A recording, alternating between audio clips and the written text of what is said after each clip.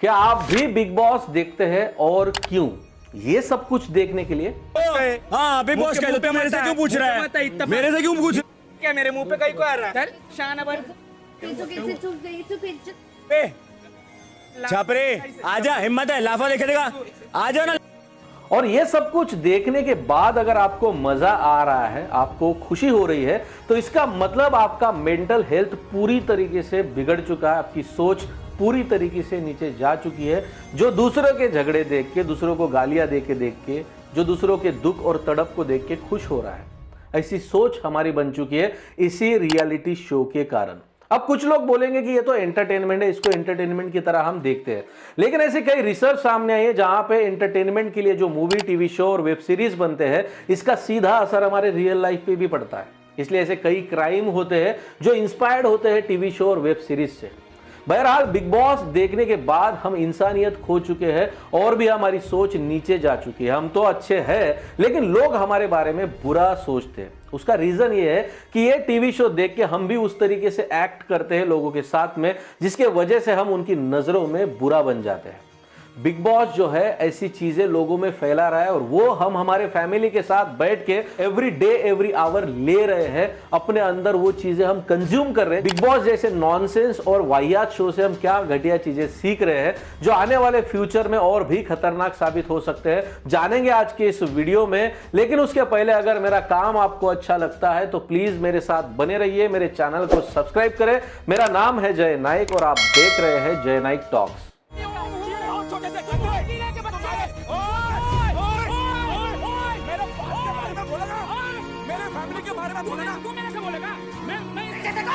जो बात करने की तलस नहीं है, देखो कैसे बात करता तू। बात का तेरा भी नहीं है, समझा क्या? बात तेरे बाप का भी नहीं है। बात में चला रहे कस के तुम यहाँ पर समझा? कोई और है गाली देकर बात करना नहीं तो किस करके बात करना है क्या? नहीं तो क्या? ये कौन सी क्लास में क्या ये क्या है? इसी का क्या बात है? मजाक मत बना, मजाक किया ये, मजाक मत बना, मजाक किया ये। सबसे पहले जानते हैं कि बिग बॉस इस रियलिटी शो की हिस्ट्री क्या है। अभी ऊपर ही ऊपर सबको पता है कि ये 1999 में एक डच रियलिटी शो था बिग ब्रदर, उसका ये कॉपी या इंस्पायर्ड वर्जन है। लेकिन सच्चाई और भी खतरनाक है। असलियत में ये शो बेस्ड है उन लोगों के ऊपर जो लोग इंसानियत का गला घोट के, गरीब लोग, मासूम लोगों को गुलाम बना के खुद तानाशाह थे, एक अपनी ही तानाशाही चला रहे थे। अब कैसे कि जब हिटलर और स्टालिन जैसे लोग तानाशाह थे, उनकी तानाशाही, उनके जुल्म सारे दुनिया ने देखा है। हिटलर के जमाने में, स्टालिन के जमाने में देश के सभी नागरिक एक गुलाम की तरह ही महसूस करते थे। किसी भी टाइप का उनको फ्रीडम नहीं था। पूरी तरीके से यह सरकार लोगों पे वॉच रखती थी, निगरानी रखती थी। और इन्हीं सारी चीजों के ऊपर 1949 में जॉर्ज ऑरवेल इस नामक व्यक्ति ने एक नोवेल लिखा जिसका टाइटल था 1984।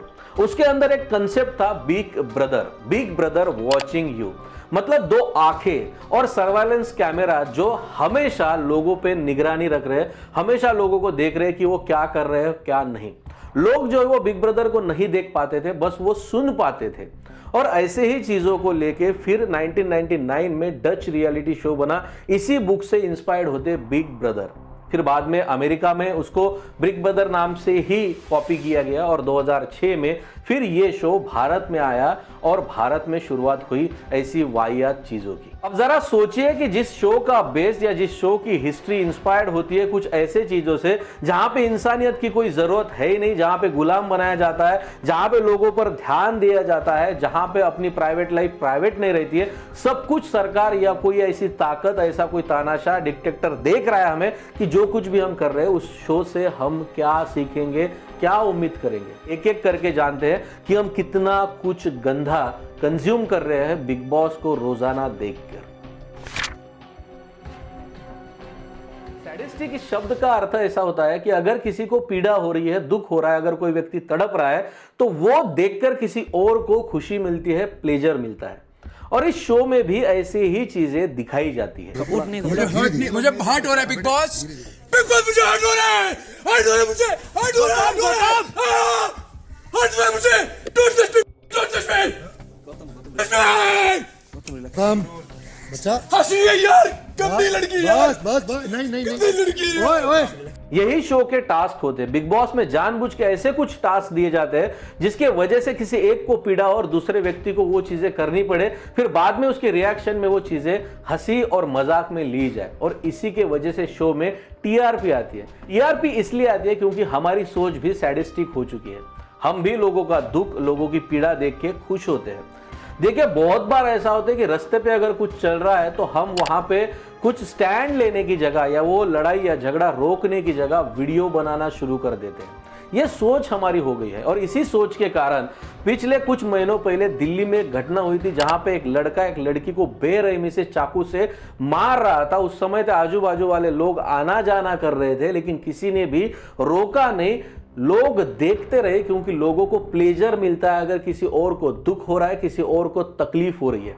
और ये हम कहां से सीख रहे हैं? ये सभी सोच कहां से आ रही है? क्या सोचिए, हम पहले वैसे थे? हम ऐसे नहीं थे, लेकिन दिन में दिन ऐसी चीजें देखकर हम वैसे बन रहे हैं। वॉयरिज्म का अर्थ ऐसा होता है कि किसी के पर्सनल लाइफ में बहुत ज्यादा दखल देना, या किसी के पर्सनल लाइफ की कुछ चीजें, प्राइवेट चीजें, पर्सनल चीजें देख के खुशी हमें मिलती है, हमें आनंद मिलता है किसी और की पर्सनल चीजें देखने की वजह से। अभी बिग बॉस में भी ऐसी चीजें कराई जाती है कि कुछ लोगों को कपल बनाया जाता है जो रियल लाइफ में कपल होते भी नहीं है। वो एक दूसरे के प्राइवेट लाइफ एक दूसरे के साथ डिस्कस करते हैं, और बिग बॉस उनको बोलता है या इंस्ट्रक्शन होता है बैक एंड द एग्रीमेंट में कि ये सारी चीजें आपको नेशनल टेलीविजन पे बोलना है। सभी लोगों को फिर उनके प्राइवेट लाइफ के बारे में नेशनल टेलीविजन पे दिखाया जाता है। कभी कभार ऐसा होता है कि वो एक दूसरे के बहुत करीब आते हैं, और वो चीज भी हम नेशनल टेलीविजन पे देखते हैं। और ये चीज देख के हम इतना इंस्पायर्ड होते हैं कि हमारी जो कुछ भी पर्सनल लाइफ है वो फिर हम हमारे सोशल मीडिया पे शेयर करने लगते हैं। हम हमारे कुछ प्राइवेट फोटोज जो करीबी आकर हम जो खींचते हैं वो भी फोटो हम शेयर करते हैं, और लोगों को तो यही चीज पसंद है क्योंकि सोच हमारी वैसी बन रही है। तो लोग भी आपके इसी फोटो पे ज्यादा कमेंट्स और ज्यादा लाइक्स करते हैं, और फिर बाद में हम बार बार यही इसी टाइप के फोटो पोस्ट करते रहते हैं। ये हमारी गलती हमें बहुत महंगी पड़ती है। कुछ लोग ऐसे होते हैं कि ऐसे फोटो का इस्तेमाल करके कुछ उसको एडिट करके गंदा बना के फिर आपको ही ब्लैकमेल करते हैं। फिर ऐसे कई हजारों केसेस है कि इसी टाइप के ब्लैकमेल की वजह से बहुत लोग जो है सुसाइड भी कर चुके हैं।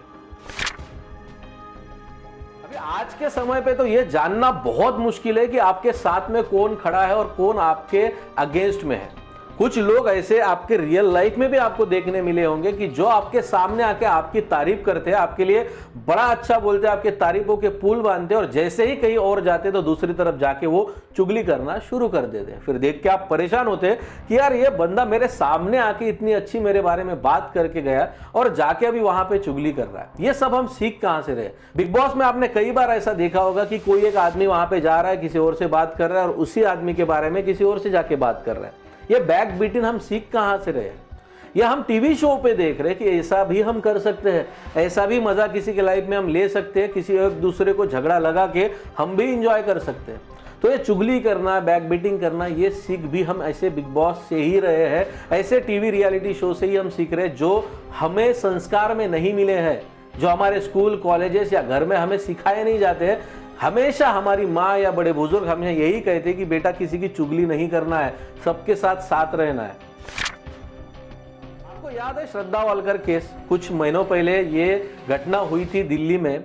वहां पे उसके बॉयफ्रेंड ने श्रद्धा को मारकर उसके टुकड़े टुकड़े कई दिनों तक फ्रिज में रखे थे।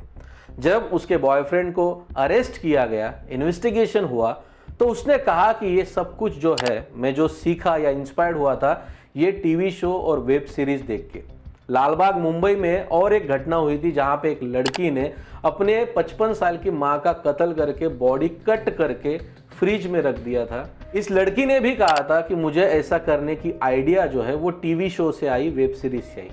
और एक घटना मुंबई में होती है। ऐसे कई क्राइम और कई घटनाएं हैं जो हो रहे हैं, जिस क्राइम को अंजाम दिया जा रहा है, और वो चीजें हम सीख रहे हैं OTT के ऐसे वेब सीरीज, टीवी शो और मूवीज से। हम इंस्पायर हो रहे हैं।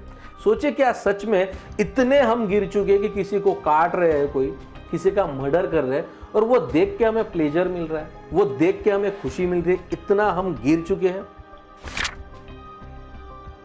कई ऐसे रिपोर्ट्स है जहां पे बताया गया है कि बिग बॉस देखने के बाद डोमेस्टिक वायलेंस इंक्रीज हुआ है। बिग बॉस की वजह से ऐसे कई घर है जो टूट चुके हैं, क्योंकि घर में हम भी वैसा ही बिहेव करते हैं। बार बार बिग बॉस देखने की वजह से हमारे घर में जो लोग बिग बॉस नहीं देखते सेम घर में और जो देखता है उनके साथ में देखिए आपको यही बिहेवियर देखने मिलेगा।